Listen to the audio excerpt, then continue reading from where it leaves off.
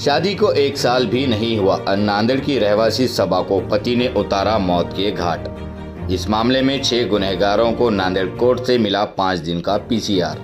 Cigarette के पूरे चुटके दिए बच्ची को, पूरे नाखूना कतर दिए, सास बाला पकड़ के मारती, ननद ने बाल। हेलो नांदेड़ न्यूज में आप सभी का स्वागत है। चलिए जानते हैं आज की खबर। हमारे चैनल को लाइक, सब्सक्राइब, शेयर जरूर कीजिए। शादी को 1 साल भी नहीं हुआ, नांदेड़ की रहवासी सबा को पति ने उतारा मौत के घाट। इस मामले में 6 गुनहगारों को नांदेड़ कोर्ट से मिला 5 दिन का पीसीआर। जानकारी के अनुसार नांदेड़ शहर के इस्लामपुरा में रहने वाले शेख असलम नामी लड़के से 1 साल पहले सबा की शादी हुई थी। तब से सबा को हर बार मायके से किसी न किसी चीज़ को लेकर आने की डिमांड शौहर करता रहता था। ना लाने पर हर बार उसको बेरहमी से पीटा जाता था, ऐसा सबा के नज़दीकी रिश्तेदार और मां का कहना है। जैसे तैसे करके सबा अपने शौहर और ससुराल वालों का टॉर्चर बर्दाश्त भी कर रही थी, लेकिन बात इतनी बढ़ गई कि हैवानियत की हदें हो गई पार। सबा को शौहर ने उतारा मौत के घाट। इस मामले में अधिक जानकारी हासिल करने के लिए हेलो नांदेड़ न्यूज़ की टीम इतवारा पीएस पहुंची और वहां के पीआई श्री संतोष तांबे से कुछ अहम जानकारी हासिल की। सुनिए श्री संतोष तांबे ने क्या कहा। सर, कल जो शहर के इस्लामपुरा भाग में जो वारदात हुई है, तो इसको लेकर आप क्या कहेंगे और कितने आरोपी गिरफ्तार हैं? परसों शाम में डेथ एमएल से भी मिली थी विष्णुपुरी हॉस्पिटल से। उसमें वो बच्चे के ऊपर मार था, इसलिए उसके रिश्तेदारों को बुला के कंप्लेंट ली गई है। उसमें 302, 304 बी और हुंडाबड़ी के कलमों के सहित ऑफेंस दाखिल है।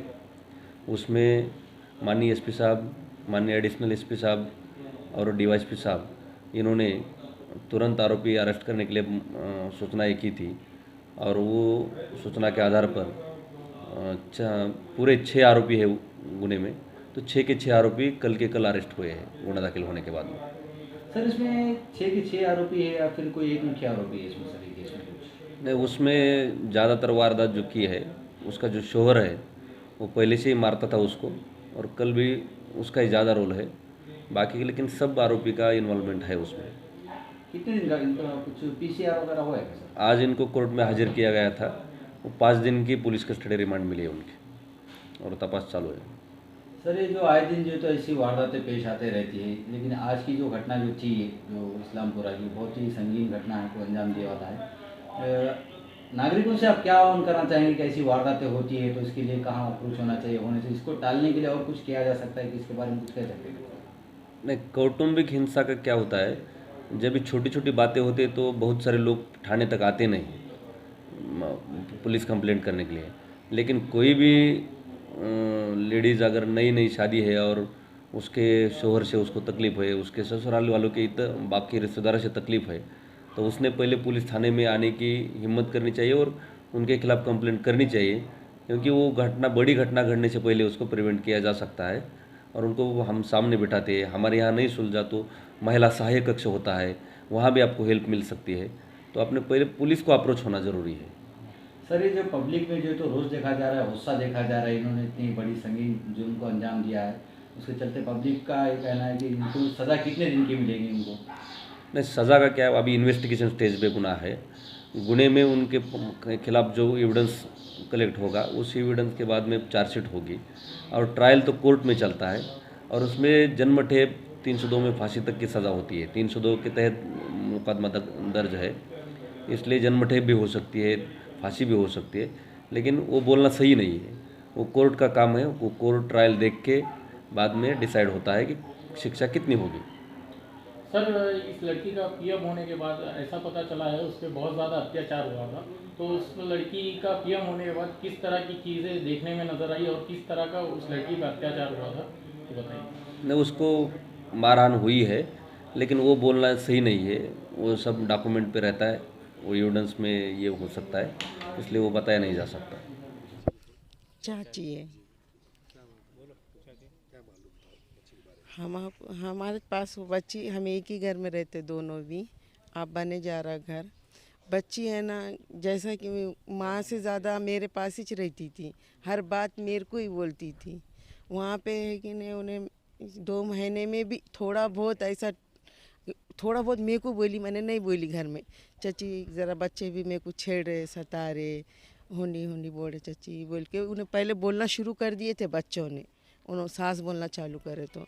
मगर ये बात हमने घर में नहीं बोले, बच्ची ने भी नहीं, मैंने भी नहीं बोली, जान देना बच्ची, जान दे मामा बोल के। तो फिर बाद में सही कि नहीं 2 महीने के बाद बच्ची आके गई, अच्छी रही, 2 महीने अच्छी रही समझो। 2 महीने के बाद आई बच्ची, यहाँ पे ला के छोड़े।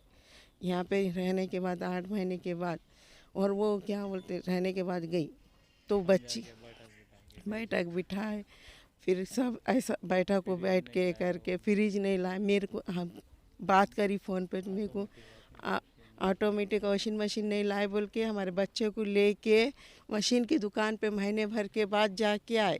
2 महीने के बाद मशीन वाला दुकान वाला नहीं दिया, ज़्यादा दिन होगा तो वो भी नहीं हुआ। फिर बाद में से फ्रिज नहीं दिए बोल के उसको भी बोल रहे थे, मेरे को भी बोल रहे थे फ्रिज नहीं दिए, तुम रिश्ता लगाए ना, तुमने फ्रिज नहीं दिए।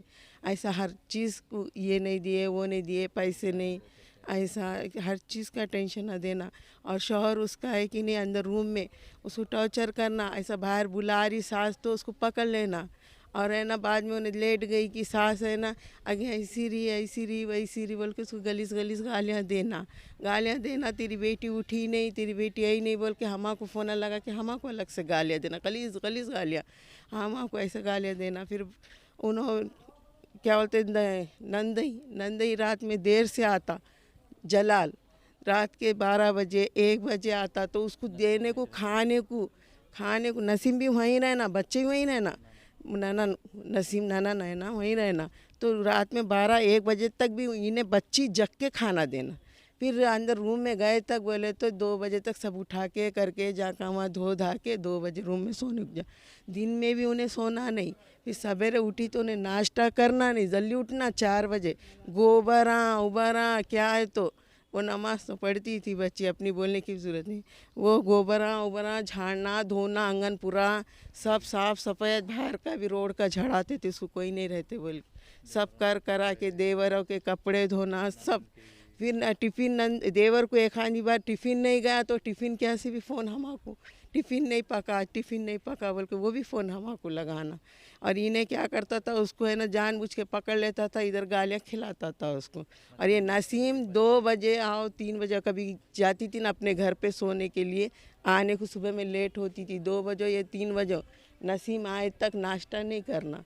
नसीम ननन है उसकी, उन्हें है ना और क्या करती थी, नाश्ता गलती से भी सास के साथ कभी रहम आ गया सास को, कभी कभी रहम आ जाता था, जैसा कि काम कर ली ज़्यादा, गोबर उठा ली, कभी आगा भी तो रहम, तो इन्हें आके उसमें अंगार डालती थी नसीम ज़्यादी। अब वो अंगार डाले कि उन्हें और भटक जाना, दोनों भी उन्हें उठाना, कुछ भी फेंक के मारना, गालियाँ उधर सास देना, इन्हें उठा के फेंक के मारना। नसीम उसके घर में उसका देवर है, उसकी सास है, उसका ससुरा है, उसका शौहर है, और ये मेरे नसीम जलाल उसके 3 बच्चे वहीं से, ये खाली एक फ्लैट आड़ा है वहाँ रहते थे, वहाँ से एक घर के बाजू में, मगर उन्होंने यहीं रहना।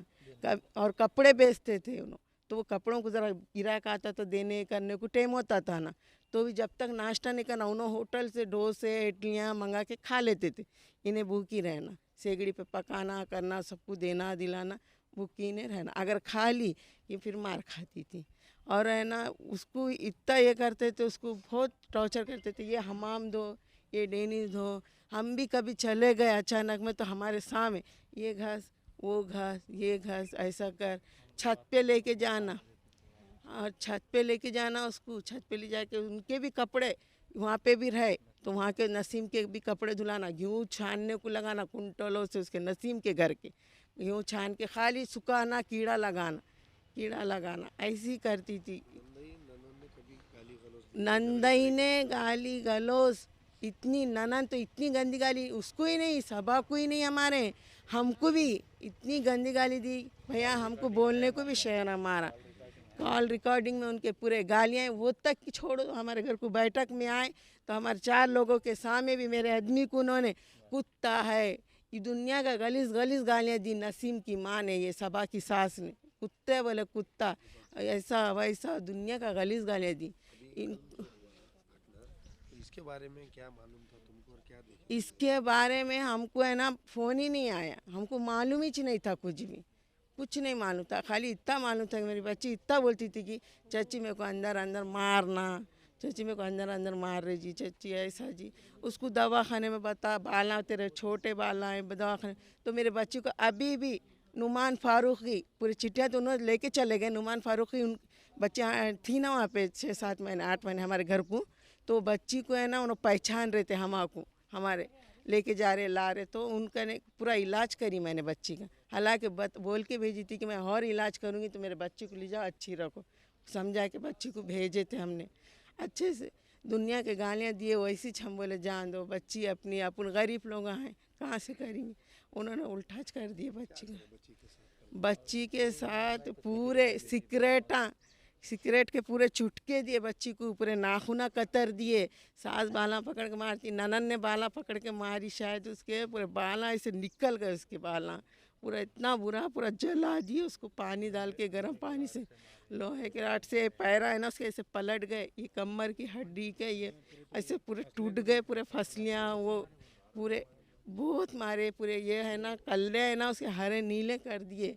उनको तो कोई बेटी देना नहीं, उनके घर में कोई बेटी देना, हमको बुलाए नहीं, हमको पता भी नहीं चलन दिए। दवाखाने में उन्नोत लेके चले गए, हम रात में 12-1 बजे हमको लेके गए यहाँ से। वो भी क्या बोल के हमारे घर के आदमी भाई बहन टेंशन खा लेते ना, चलो जाने का बोले, सबा की तबीयत ख़राब है, फ़ोन आया बोले चलो, बोले तो दवाखाने को गए। वहाँ जाके देख रहे तो क्या है सबा